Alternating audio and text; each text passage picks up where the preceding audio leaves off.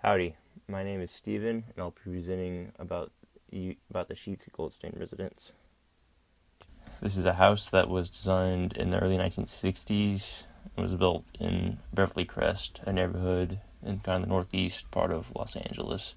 It was owned by James Goldstein, a millionaire and self-proclaimed NBA superfan.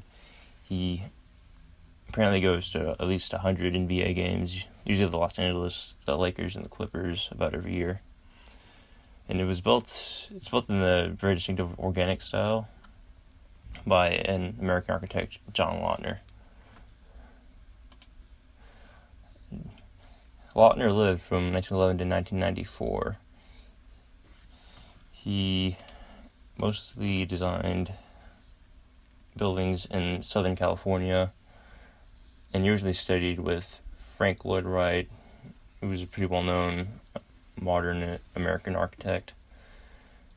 He studied with Wright as an apprentice for about some of the 1930s, but he got married, and he eventually had to take to his wife because they were going to start a family. So he opened his own practice up in the late 30s. Most of his designs are considered to be excellent examples of architecture of the atomic era, because he did most of his work post-World War II, and a lot of his work was done in organic style.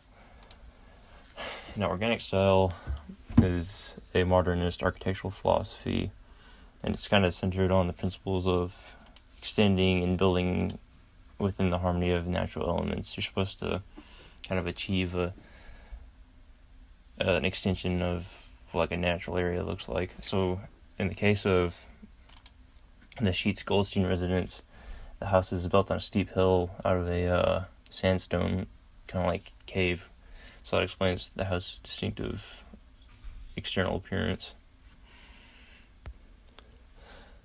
Another famous example of this from Frank Lloyd Wright is Falling Waters, a house that he built for family in Pennsylvania in the 1935. This is kind of a proto example, because after World War II, the design became really popular with architects across the world.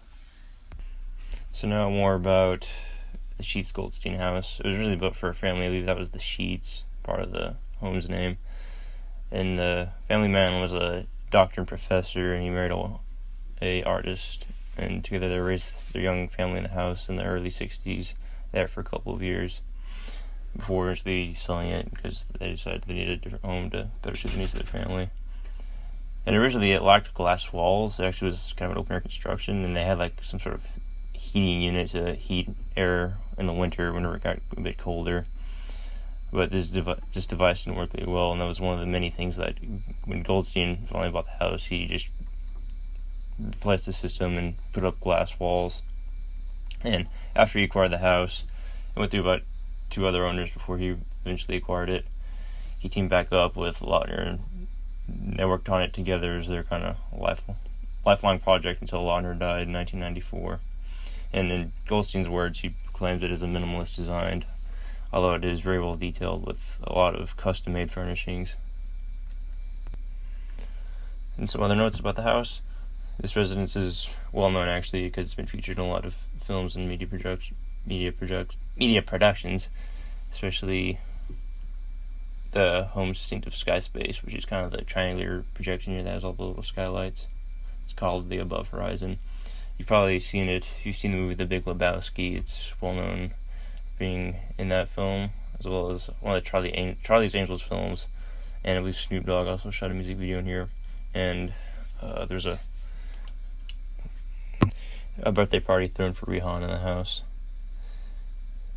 and a lot of John Lautner's other buildings. Just given that they're located in kind of around Hollywood and Los Angeles, they're well known for being in a lot of different films.